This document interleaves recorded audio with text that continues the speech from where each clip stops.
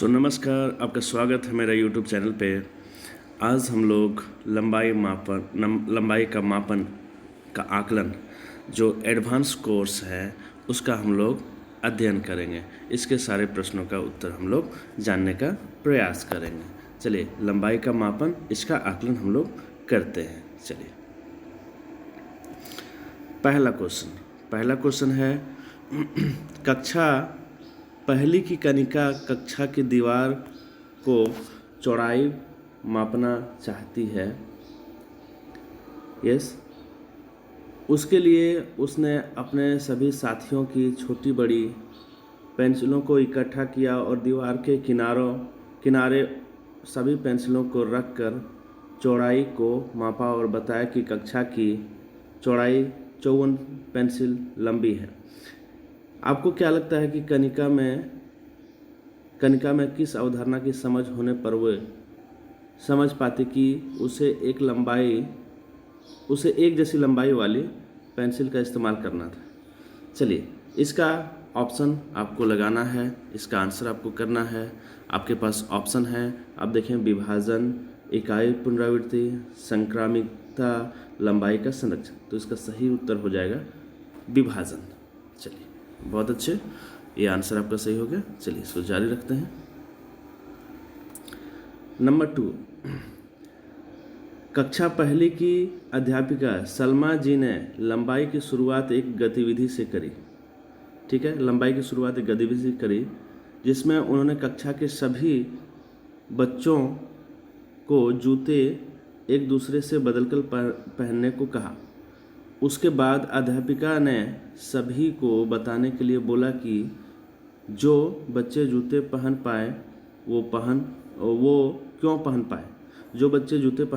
क्यों पहन पाए और जो नहीं उसके कारण क्या हो सकते हैं।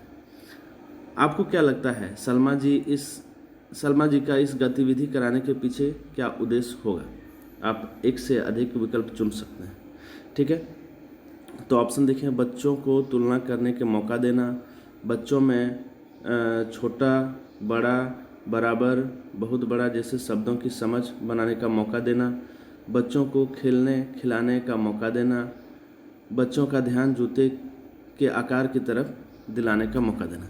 तो इसका ऑप्शन आपको चुनना है, इसमें से ऑप्शन कौन कौन सही होंगे। तो ऑप्शन 1 और 2 सही होगा। बच्चों को तुलना करने के मौके देना, बच्चों में छोटा, बड़ा, बराबर, बहुत बड़ा जैसे इत्यादि शब्दों का समझ होना। चलिए, बहुत अच्छे। चलिए, आगे बढ़ते हैं हम लोग। नंबर 3, कक्षा दूसरी की शिक्षक जूही जी ने कक्षा में सभी बच्चों के सामने एक चुनौती रखी जिसमें बच्चों को एक बार में 3 बच्चों में से पता करना था कि कौन लंबा है, लेकिन तुलना सिर्फ 2 बच्चों के बीच ही की जा सकती है और 2 मौके में ही पता करना था कि उस समूह में लंबा कौन है। आपको क्या लगता है कि ये गतिविधि बच्चों में किस कौशल को विकसित करने में मदद करेगी? आप एक ही विकल्प चुन सकते हैं। आपके ऑप्शन हैं विभाजन, संरक्षण, संक्रामिता, इकाई पुनरावृत्ति। तो चलिए, इसका आंसर जो है, इसका आंसर हम लोग देखते हैं। इसका आंसर हो जाएगा संक्रामिता। यस, चलिए, बहुत अच्छे, आगे हम लोग देखते हैं।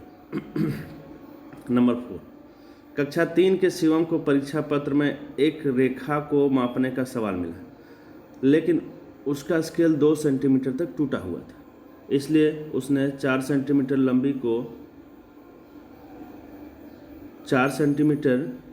लंबी रेखा को 6 सेंटीमीटर लंबा बताया। आपको क्या लगता है इसका कारण क्या हो सकता है? आप एक से अधिक विकल्प चुन सकते हैं।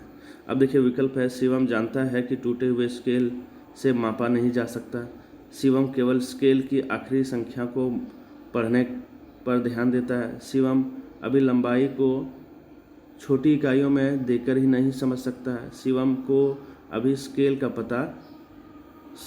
का इस्तेमाल करना नहीं आता है। चलिए, इसका आंसर आपको देखना है, इसका आंसर आपको सोच के देना है। इसका आंसर होगा, देखिए, इसका आंसर होगा 2 और 3। ठीक है, शिवम केवल स्केल की आखिरी संख्या को पढ़ने पर ध्यान देता है क्योंकि उसका स्केल टूटा हुआ था। शिवम अभी लंबाई को छोटी इकाई में देखकर नहीं समझता है। चलिए, बहुत अच्छे। आगे हम लोग बढ़ते हैं, नंबर 5 क्वेश्चन लेते हैं। दिवाली के समय कक्षा 3 की शिक्षिका ने बच्चों को कक्षा सजाने के लिए बोला। शिक्षिका ने बच्चों को झालर और रिबन को अपनी उंगलियों बालिश से मापने के लिए प्रोत्साहित किया। आपको क्या लगता है ऐसा करने से बच्चों को लंबाई मापने की समझ बनाने में क्या फ़ायदा मिलेगा? आप एक से अधिक विकल्प चुन सकते हैं। ठीक है, अब ऑप्शन देखें। चीज़ों की लंबाई का बेहतर अंदाज़ा लगा पाएंगे, इकाई के बार बार इस्तेमाल को समझ पाएंगे, लंबाई मापन की मूल प्रक्रिया को समझ पाएंगे, इकाइयों का समान होना जरूरी नहीं है ये समझ पाएंगे। ठीक है, तो इसका आंसर आपको देना है सोच समझ करके, ऑप्शन से आपको खोज करके देना है।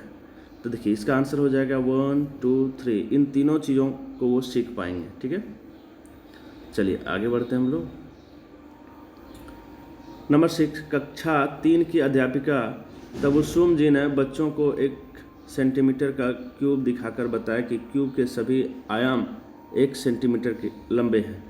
इसके बाद स्केल दिखाकर बताया कि स्केल का 1 सेंटीमीटर क्यूब की लंबाई दोनों बराबर है। ठीक है, उसके बावजूद भी बच्चों ने स्केल से चीज़ों की लंबाई मापते समय कई गलतियां की।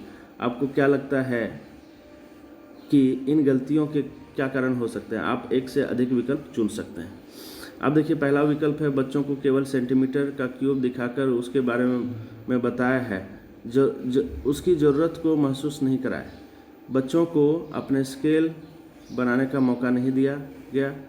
बच्चों को स्केल के हर सेंटीमीटर में उस क्यूब को रखकर नहीं दिखाया गया कि सभी सेंटीमीटर आपस में बराबर है। बच्चों का सीखते समय ऐसी गलती करना स्वाभाविक है। चलिए इसमें से आपको आंसर खोजने हैं। नंबर 6 आपको आंसर खोजना है, इसका आंसर हो जाएगा 1 और 2। ठीक है, चलिए आगे बढ़ते हैं।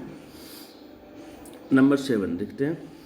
कक्षा 3 के अमन ने 1 मीटर स्केल को मापते हुए एक मेज की लंबाई 1 सेंटीमीटर लिखी, क्योंकि उसने स्केल की आखिरी संख्या को पढ़ा। अध्यापिका ने सेंटीमीटर की तरफ इशारा करते हुए अमन से कई बार प्रश्न किया कि क्या एक मेज की लंबाई 1 सेंटीमीटर हो सकती है। तब भी अमन ये नहीं समझ पाया कि मेज की लंबाई 1 सेंटीमीटर नहीं हो सकती। आपको क्या लगता है कि अमन किस समझ की कमी की वजह से ये गलती कर रहा है? ठीक है, आप एक ही विकल्प इसमें सिलेक्ट कर सकते हैं। देखिए ऑप्शन है सेंटीमीटर का अंदाज़ा या उसकी समझ, मीटर स्केल के इस्तेमाल की समझ, मीटर और सेंटीमीटर के रिश्ते की समझ, सेंटीमीटर और स्केल को इस्तेमाल करने की समझ।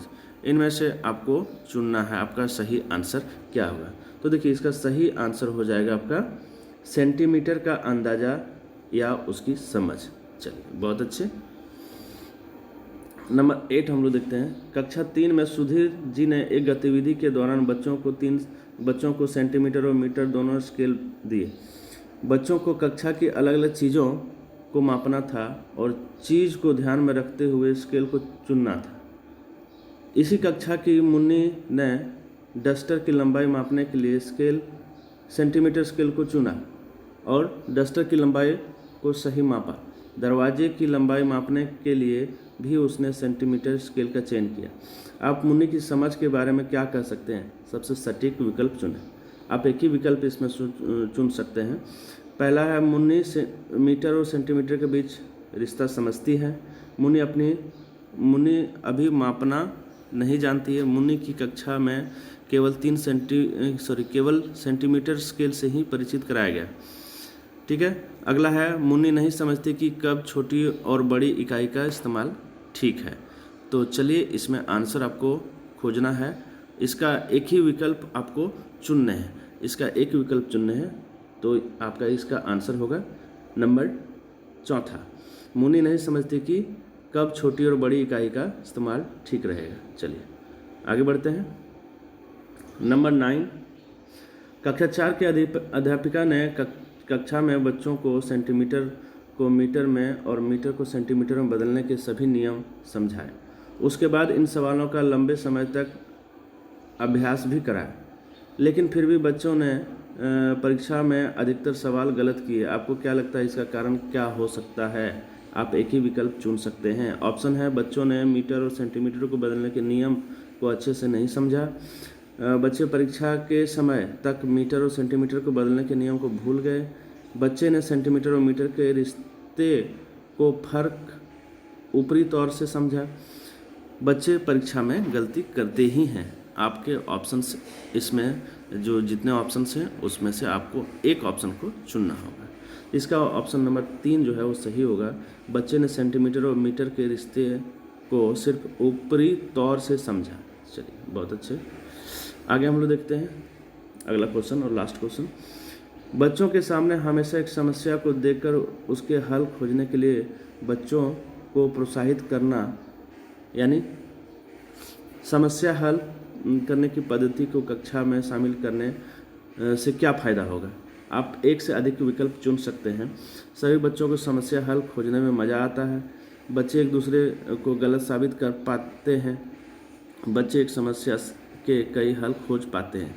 बच्चे समस्या को अलग अलग नज़रिए से देख पाते हैं। तो इनमें से आपका आंसर खोजना है। आप एक से अधिक विकल्प चुन सकते हैं।